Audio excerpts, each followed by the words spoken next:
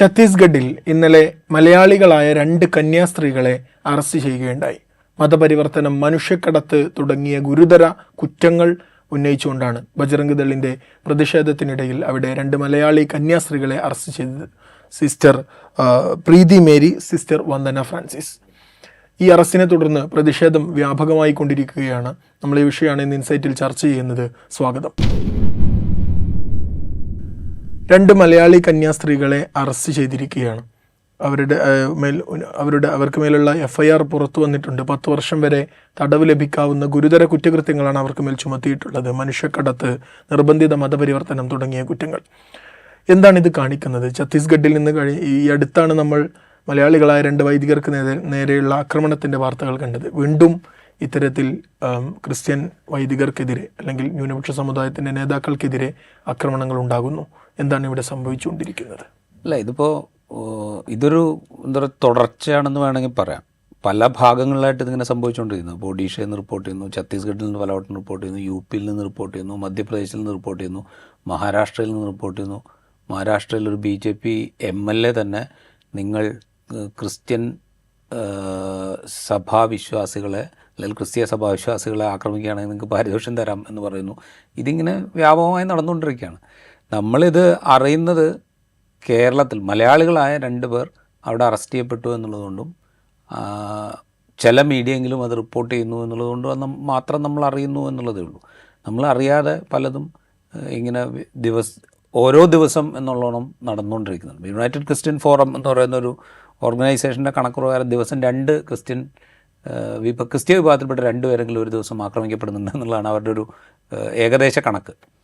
അങ്ങനെ ഒരു കാര്യങ്ങളും പറയുന്നുണ്ട്. ഇപ്പോൾ 2014 ഒരു വർഷം, ആ വർഷം ആക്രമിക്കപ്പെട്ട ക്രിസ്ത്യൻ സഭാവിശ്വാസികൾ, അല്ലെങ്കിൽ ക്രിസ്ത്യൻ സഭാവിശ്വാസികൾക്കോ അല്ലെങ്കിൽ ക്രിസ്തീയ സ്ഥാപനങ്ങൾക്കോ നേർക്ക് ആ വർഷം ഉണ്ടായ ആക്രമണങ്ങളുടെ എണ്ണം അവരുടെ കണക്കനുസരിച്ച് 151 മറ്റോ ആണ്.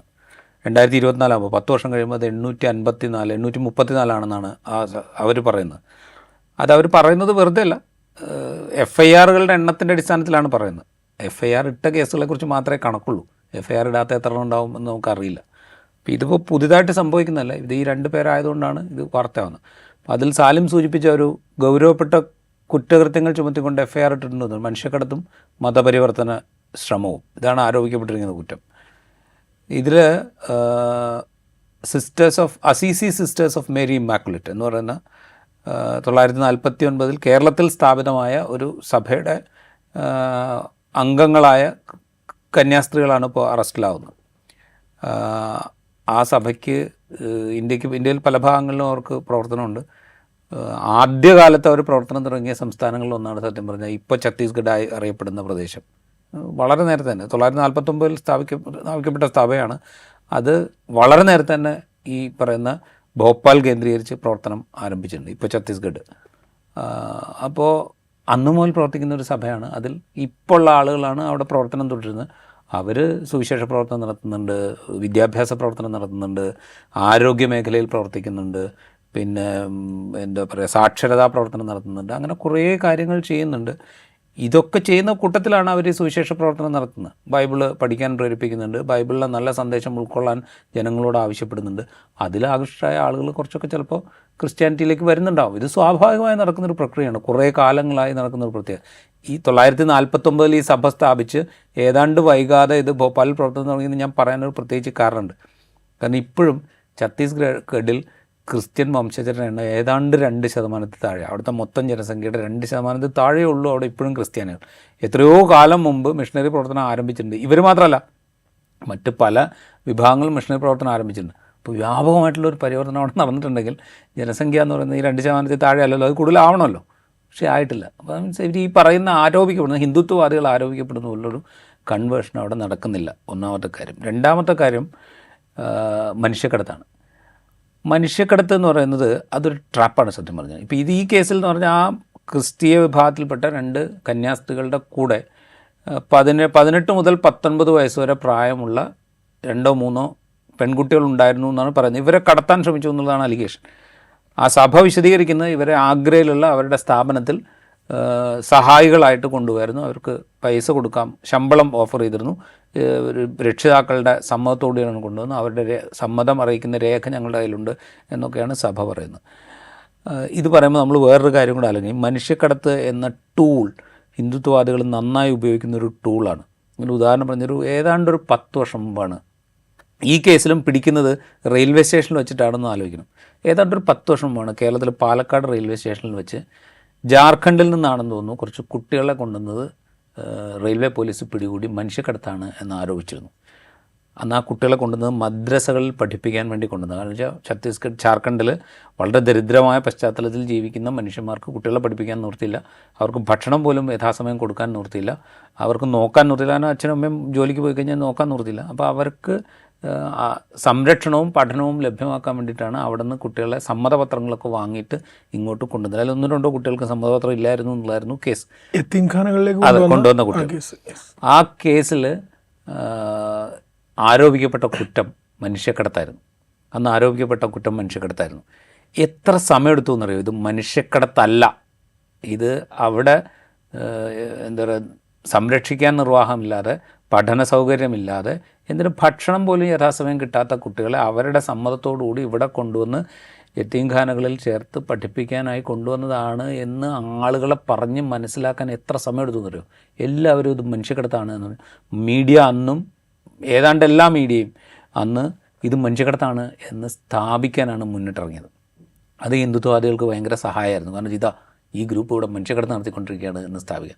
ഏതാണ്ട് സമാനം. അത് പിന്നെ കോടതിയിലൊക്കെ പോയി കോടതി ഇത് മനുഷ്യക്കടത്തല്ല എന്ന് പറയുകയും ഇതിൻ്റെ കാരണങ്ങൾ ഇതാണെന്ന് ബോധ്യപ്പെടുകയും, പക്ഷേ ഇത് കൊണ്ടുവന്ന ആളുകളോട് നിങ്ങൾ രേഖ കൃത്യമാക്കി വെക്കണം എന്ന് നിർദ്ദേശിക്കുകയും ചെയ്തു എന്നാണ് എൻ്റെ ഒരു ഓർമ്മ. ഞാൻ കൃത്യമായിട്ടാണോ പറയുന്നതെന്ന് എനിക്കറിയില്ല. കാരണം വെച്ചാൽ ഓർമ്മയിൽ നിന്നാണ് പറയുന്നത്.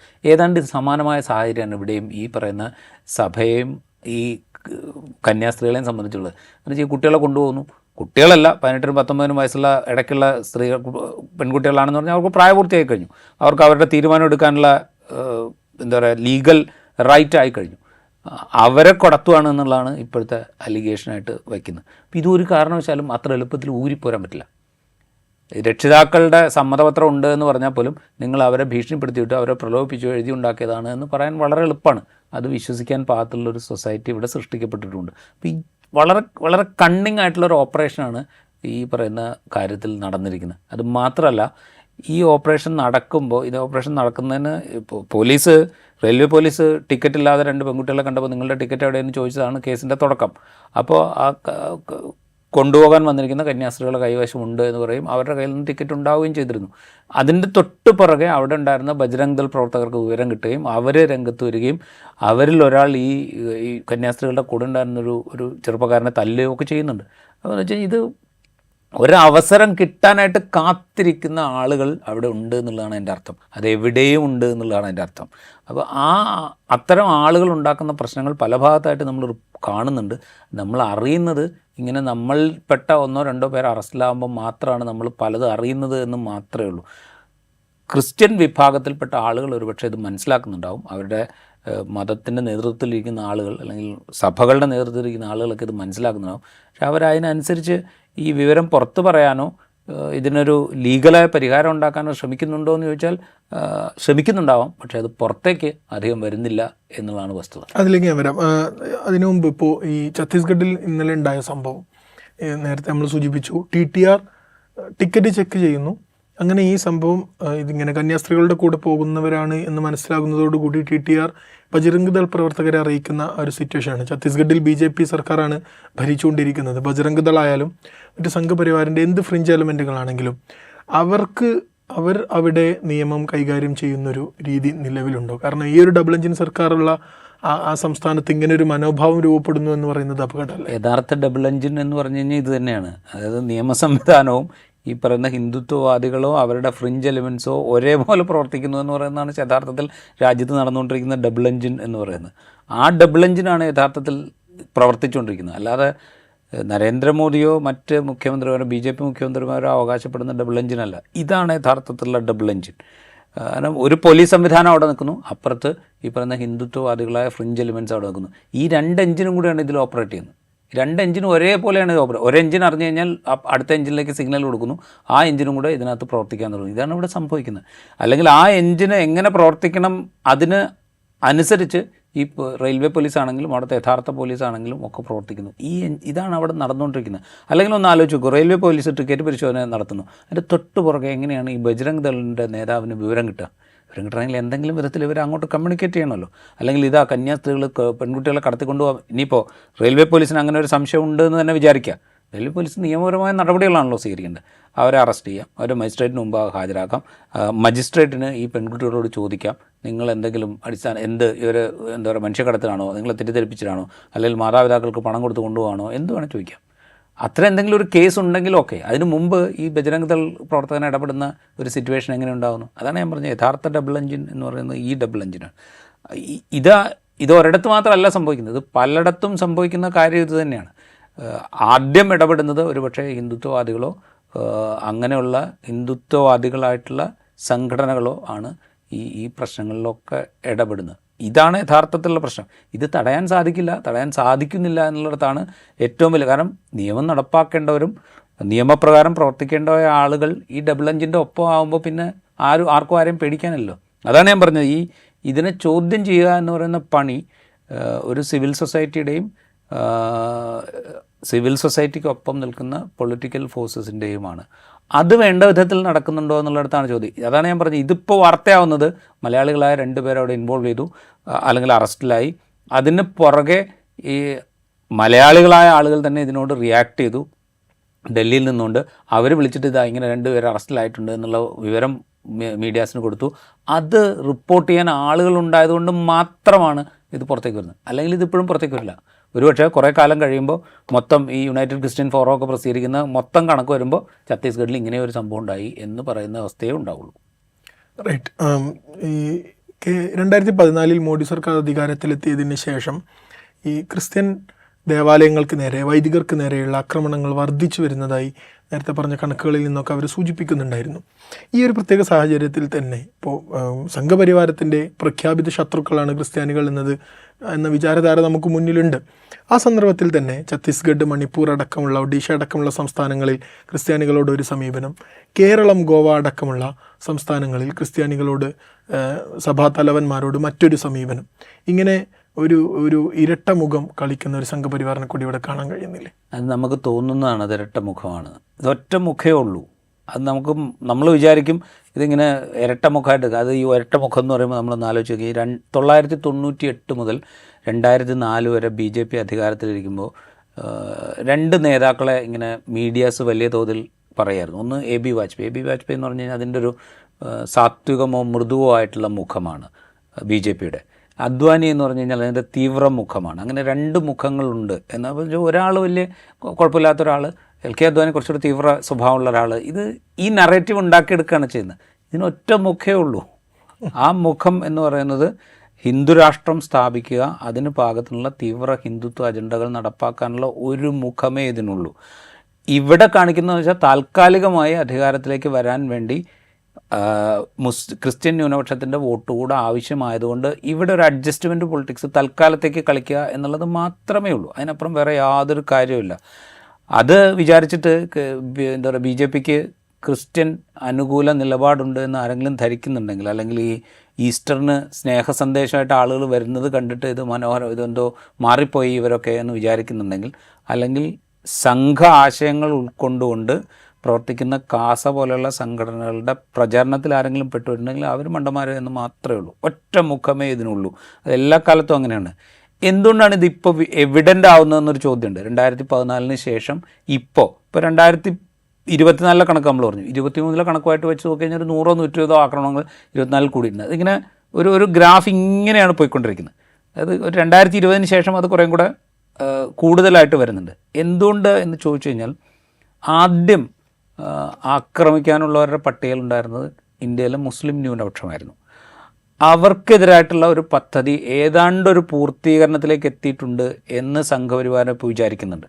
ബാബറി മസ്ജിദ് കേസിലുണ്ടായ വിധി, അതിനുശേഷം അയോധ്യയിൽ രാമക്ഷേത്ര സ്ഥാപനം, വഖഫ് നിയമ ഭേദഗതി, പൗരത്വ നിയമ ഭേദഗതി, മുത്തലാഖ് നിയമ ഭേദഗതി, അല്ലെങ്കിൽ മുത്തലാഖ് നിരോധിച്ചുകൊണ്ടുള്ള നിയമം, ഇങ്ങനെയൊക്കെയുള്ള ഒരുപാട് ഓപ്പറേഷൻസിലൂടെ നിയമത്തിന് പുറത്തു നിന്നുകൊണ്ടും നിയമത്തിനകത്ത് നിന്നുകൊണ്ടും ആ വിഭാഗത്തിനെതിരായ ഓപ്പറേഷൻ ഏതാണ്ട് പൂർത്തീകരണത്തിലേക്ക് എത്തിയിട്ടുണ്ടെന്ന് അവർ വിചാരിക്കുന്നുണ്ട്. അതുകൊണ്ട് തന്നെ ഇപ്പോൾ നമ്മളൊന്ന് ആലോചിച്ച് നോക്കുക, കേരളം, തമിഴ്നാട് പോലെയുള്ള ചുരുക്കം സംസ്ഥാനങ്ങൾ ഒഴിച്ചാൽ, കർണാടകം പോലെയുള്ള ചുരുക്കം സംസ്ഥാനങ്ങൾ ഒഴിച്ചു കഴിഞ്ഞാൽ ബാക്കി സംസ്ഥാനങ്ങളിലെ മുസ്ലിം ജനസാമാന്യത്തെ സംബന്ധിച്ചുകൊണ്ട് ഇതാണ് ഇനിയുള്ള സിറ്റുവേഷൻ. അതുകൊണ്ട് തൽക്കാലം ഇത് വഴങ്ങി ജീവിക്കേ നിവൃത്തിയുള്ളൂ എന്നൊരു അവസ്ഥയിലേക്ക് അവരെത്തിയിട്ടുണ്ട്. അല്ലെങ്കിൽ ഇപ്പോൾ ബുൾഡോസർ രാജ് വരുമ്പോൾ ഇതുപോലൊരു പ്രതിഷേധമല്ലല്ലോ നമ്മൾ കാണുക രാജ്യത്ത്. കാരണം ഒരു പ്രബലമായ ന്യൂനപക്ഷത്തിന് നേർക്ക് ഒരു ബുൾഡോസർ പ്രയോഗം ഉണ്ടായിക്കഴിഞ്ഞാൽ സ്വാഭാവികമായിട്ട് അവരിൽ നിന്നൊരു പ്രതിഷേധം ഉണ്ടാവും. എന്തുകൊണ്ടാണ് അതില്ലാതിരിക്കുന്നത്? ആ സൊസൈറ്റിയെ ഭയത്തിൻ്റെ തടവറയിലേക്ക് ഏതാണ്ട് തള്ളിവിടാൻ ഈ ഹിന്ദുത്വ ശക്തികൾക്ക് കഴിഞ്ഞിട്ടുണ്ട്. പിന്നെ നെക്സ്റ്റ് ടാർഗറ്റാണ് ക്രിസ്ത്യൻ. ഒരു കാര്യം കൂടെ പറയാം, ഇപ്പോൾ ബാബറി മസ്ജിദ് കേസിലെ വിധി വന്നു. ഇനി അങ്ങോട്ട് ക്ലെയിം ചെയ്യപ്പെടുന്ന പള്ളികളുടെ കാര്യത്തിലൊക്കെ വരാൻ പോകുന്ന വിധി എന്തായിരിക്കും എന്നുള്ളതിനെ സംബന്ധിച്ച് സംഘപരിവാരത്തിനൊരു കാഴ്ചപ്പാടുണ്ട്. ആ കാഴ്ചപ്പാടിനെ ബാബറി മസ്ജിദ് കേസിലെ വിധി ഊട്ടി ഉറപ്പിക്കുന്നതുമാണ്. വഖഫ് നിയമ ഭേദഗതി വന്നപ്പോൾ അതിൻ്റെ മറപിടിച്ചുകൊണ്ട് ഏതൊക്കെ പ്രോപ്പർട്ടീസ് ഏറ്റെടുക്കാൻ പറ്റും, ഏതൊക്കെ കൈയടക്കാൻ പറ്റും എന്നുള്ളതിനെക്കുറിച്ച് വേറൊരു കാഴ്ചപ്പാടുണ്ട്. ഇതൊക്കെ subject to supreme court verdict എന്ന് വേണമെങ്കിൽ നമുക്ക് പറയാം.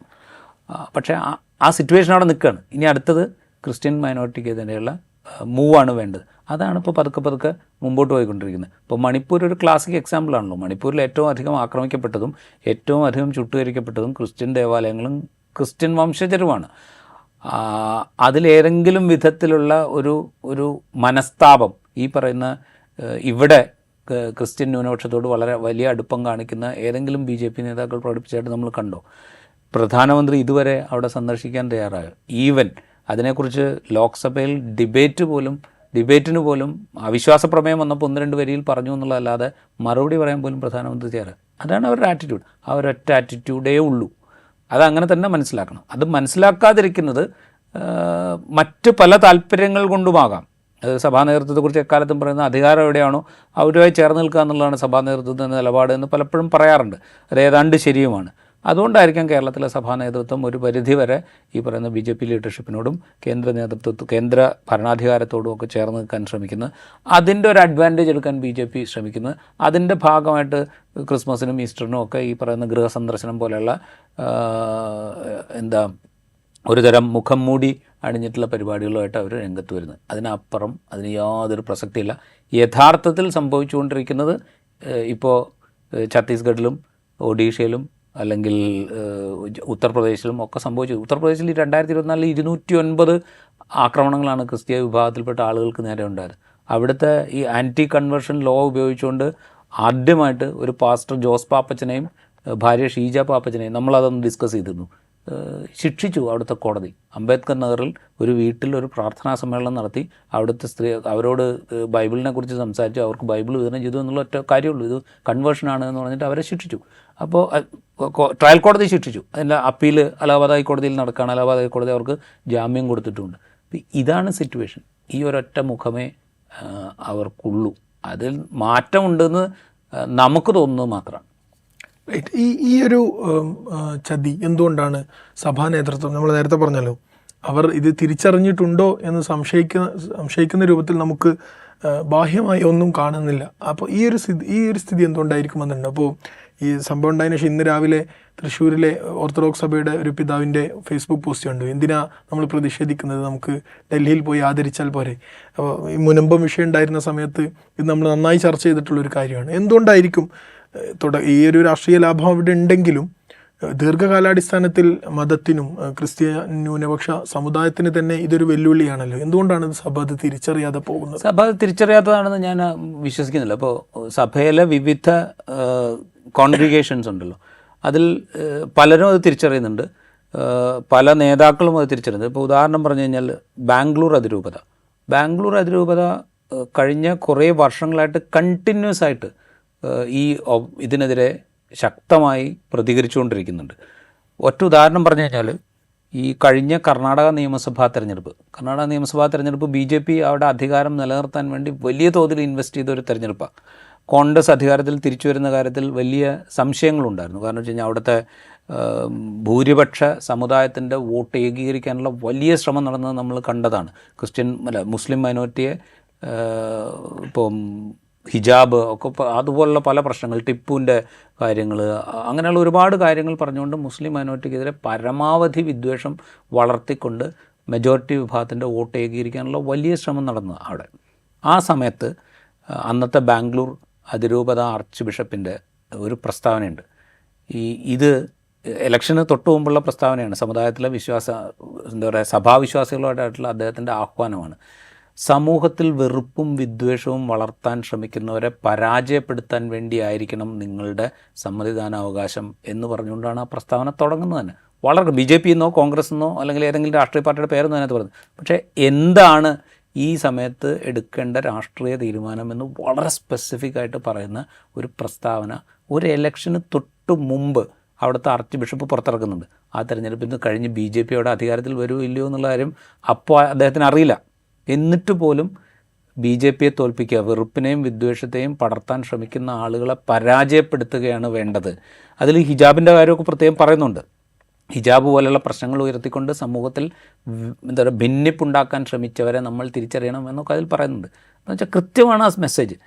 BJP പിറ്റേ ദിവസം അവിടെ ആ തെരഞ്ഞെടുപ്പിൽ അധികാരത്തിൽ വരികയാണെങ്കിൽ എങ്ങനെയായിരിക്കും ആ സഭയോട് പെരുമാറുക എന്നുള്ള ഭീതി അവിടെ ഉണ്ട്. പക്ഷേ ആ ഭീതിയെ മറികടന്നുകൊണ്ടാണ് അദ്ദേഹം ഈ പ്രസ്താവന ഇറക്കുന്നത്.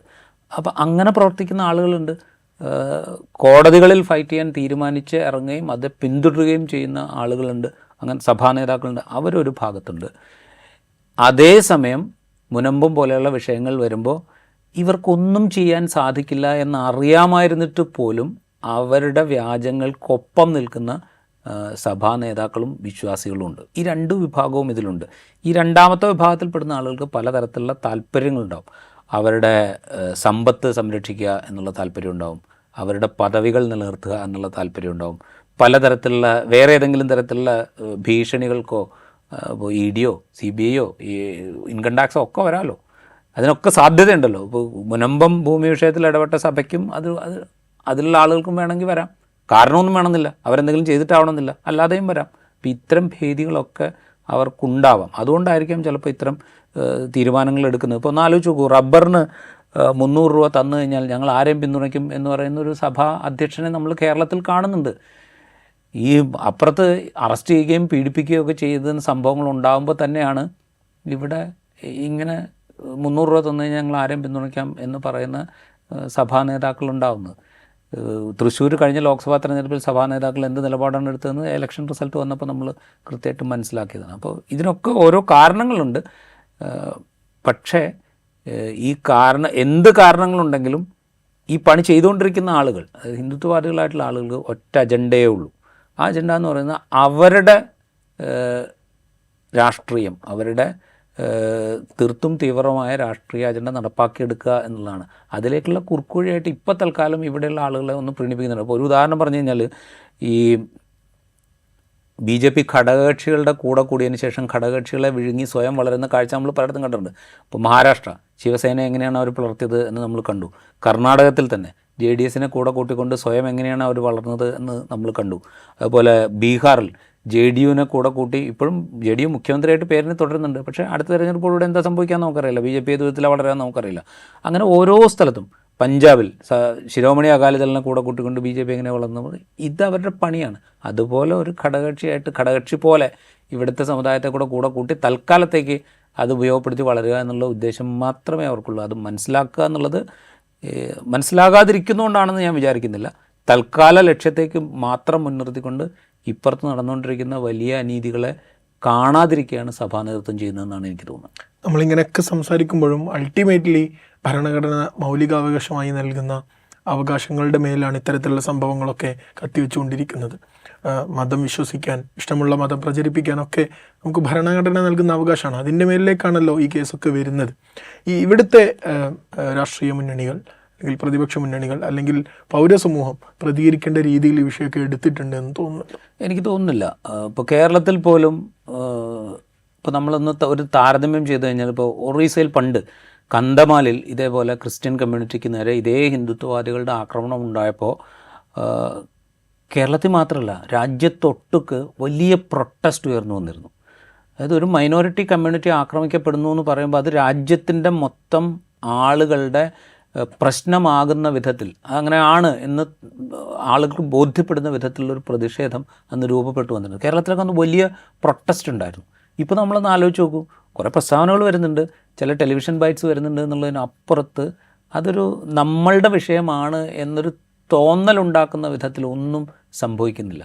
ഇതൊക്കെ ഇതൊക്കെ ഇപ്പോഴത്തെ കാലത്തെ ഒരു രീതിയാണ്, അല്ലെങ്കിൽ ഇങ്ങനെയാണ് ഇപ്പോഴത്തെ കാലം എന്നുള്ള മട്ടിലേക്ക് നമ്മളുടെ എല്ലാം ചിന്താഗതി മാറിപ്പോയിട്ടുണ്ടെന്ന് തോന്നുന്നു. അപ്പോൾ അതുകൊണ്ടാണ് ഈ ആൻറ്റി കൺവേർഷൻ ലോയുടെ ആദ്യത്തെ ഒരു പാസ്റ്റർ, ഞാൻ നേരത്തെ പറഞ്ഞ ഷാജി പാപ്പച്ചനും ഷീജ പാപ്പച്ചനും ജോസ് പാപ്പച്ചനും, ഇവർ രണ്ടുപേരും ശിക്ഷിക്കപ്പെട്ടപ്പോൾ അത് വലിയ വാർത്തയാവോ ഡിസ്കഷനാവോ ഒന്നും ചെയ്തില്ല.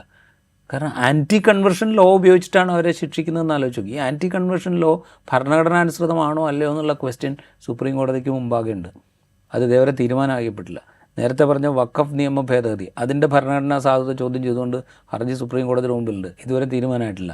പൗരത്വ നിയമ ഭേദഗതി, ഇത് ഭരണഘടനാപരമാണോ അല്ലയോ എന്ന് ചോദിച്ചിട്ടുള്ള ക്വസ്റ്റ്യൻ സുപ്രീം കോടതിയുടെ മുമ്പിലുണ്ട്, ഇത് ഇതുവരെ തീരുമാനമായിട്ടില്ല. അപ്പം ഇതിങ്ങനെ എക്സ്റ്റെൻഡ് ചെയ്ത് കിടക്കുകയാണ്. ഭരണഘടനാ അവകാശങ്ങൾ എന്ന് പറയുന്ന പലതും ഈ പറയുന്ന ഭരണകൂടം ഇല്ലാതാക്കുന്ന വിധത്തിലുള്ള നിയമനിർമ്മാണങ്ങൾ നടത്തുമ്പോൾ അത് ഈ നിയമനിർമ്മാണം ഭരണഘടനാ വിരുദ്ധമാണ് എന്ന് ചൂണ്ടിക്കാണിച്ചുകൊണ്ടുള്ള ഹർജി സുപ്രീം കോടതിയിലേക്ക് അതിങ്ങനെ ലാഗ് ചെയ്ത് പോവാണ്. ഇത് പരമാവധി നടപ്പാക്കാൻ പാകത്തിൽ, അല്ലെങ്കിൽ ഇളവ് കിട്ടുന്ന വിധത്തിൽ അവർക്ക് നടപ്പാക്കാനുള്ള അവസരം നൽകിയതിന് ശേഷം വിധി വന്നിട്ട് കാര്യമില്ലല്ലോ. ഇതിൽ കൃത്യമായി തീർപ്പുണ്ടാവുമല്ലോ. ഇപ്പോൾ ആൻറ്റി കൺവേർഷൻ ലോ അത് ഭരണഘടനാപരമാണ്. ഭരണഘടന അനുവദിക്കുന്ന, സാലിം ചൂണ്ടിക്കാണിച്ച പോലെ തന്നെ ഏത് മതത്തിൽ വിശ്വസിക്കാനും ആ മതവിശ്വാസം പ്രൊപ്പഗേറ്റ് ചെയ്യാനും ഒക്കെയുള്ള സ്വാതന്ത്ര്യം നൽകുന്നൊരു ഭരണഘടനയാണ് നമുക്കുള്ളത്. ആ ഭരണഘടനയെ പരിമിതപ്പെടുത്തിക്കൊണ്ടൊരു നിയമം വന്നു കഴിഞ്ഞാൽ അത് ഭരണഘടനാ വിരുദ്ധമാണോ അല്ലയോ എന്ന് ഇമ്മീഡിയറ്റായിട്ട് പരിശോധിക്ക് തീർപ്പുണ്ടാക്കുന്നതാണ്. പക്ഷെ അത് നടക്കുന്നില്ല. എന്നാൽ അങ്ങനെ നടക്കുന്ന വിധത്തിലേക്ക് ഒരു പൊളിറ്റിക്കൽ ക്ലൈമറ്റ് ഉണ്ടാക്കാൻ നമ്മുടെ പ്രതിപക്ഷ രാഷ്ട്രീയ സംവിധാനങ്ങൾക്ക് കഴിയുന്നുണ്ടോ? അതും കഴിയുന്നില്ല. അത്തരം വിഷയങ്ങൾ അവർ ഏറ്റെടുക്കുന്നുണ്ടോ എന്ന് വെച്ച് കഴിഞ്ഞാൽ അവർ പ്രതികരിക്കുന്നുണ്ട്. പക്ഷേ ഇപ്പോൾ കഴിഞ്ഞ തെരഞ്ഞെടുപ്പ് ഭരണഘടന കയ്യിൽ പിടിച്ചുകൊണ്ടാണ് രാഹുൽ ഗാന്ധി ആ തെരഞ്ഞെടുപ്പിലുടനീളം പ്രചരണം നടത്തിയത്. അത് വലിയ തോതിൽ ഏറ്റെടുക്കപ്പെട്ടിരുന്നു. ഭരണഘടന അട്ടിമറിക്കപ്പെടുകയാണ് എന്നുള്ള ഒരു പ്രചരണം വലിയ തോതിൽ ചൂണ്ടിക്കാണിക്കപ്പെട്ടിരുന്നു. ആളുകൾ മനസ്സിലാക്കുകയും ചെയ്തു. പക്ഷെ അതിൻ്റെ തുടർച്ച ഉണ്ടായെന്ന് ചോദിച്ചാൽ ഇല്ല എന്ന് പറയേണ്ടി വരും. അതുകൊണ്ടാണ് ഞാൻ പറഞ്ഞത് പല ക്വസ്റ്റ്യൻസ് അവിടെ ഉണ്ട്, പക്ഷേ ആ ക്വസ്റ്റ്യൻസിനൊന്നും ആൻസർ കിട്ടുന്നില്ല. ആ വിഷയങ്ങളൊക്കെ നമ്മൾ ഏതാണ്ട് മറന്നുപോയ മട്ടിലാണ്. നമ്മൾ ഇടയ്ക്കിടയ്ക്ക് നമ്മൾ തന്നെ ഓർമ്മിപ്പിക്കണം, അല്ലെങ്കിൽ ഓർക്കണം എന്നുള്ള അവസ്ഥയാണ്. ഈ ഒരു പൊളിറ്റിക്കൽ നിശ്ചലാവസ്ഥ അവിടെയാണ്. അതുകൂടെ ഇവർ ഉപയോഗപ്പെടുത്തുന്നുണ്ട് എന്നുള്ളതാണ് പ്രശ്നം. റൈറ്റ്. ഛത്തീസ്ഗഡിൽ അറസ്റ്റിലായ 2 കന്യാസ്ത്രീകൾ, ഈ സംഭവം നമ്മുടെ കണ്ണ് തുറപ്പിക്കേണ്ടതാണ്. ഭരണഘടന നമുക്ക് അവകാശമായി നൽകിയ മതസ്വാതന്ത്ര്യം അടക്കമുള്ള അവകാശങ്ങൾക്കുമേലാണ് ഈ അറസ്റ്റ് ഉണ്ടായിരിക്കുന്നത്. ഇതിനെതിരെ പ്രതിഷേധിക്കേണ്ട, ഈ വിഷയം ഏറ്റെടുക്കേണ്ട ഒരു രാഷ്ട്രീയ സാഹചര്യം, ഒരു പൗരസമൂഹം ഏറ്റെടുക്കേണ്ട സാഹചര്യം ഇവിടെ ഉണ്ടായി വരുന്നില്ല എന്നതാണ് ഏറെ അപകടകരം. ഇൻസൈറ്റ് ഇവിടെ പൂർണ്ണമാകുന്നു. മറ്റൊരു എപ്പിസോഡുമായി വീണ്ടും കാണാം.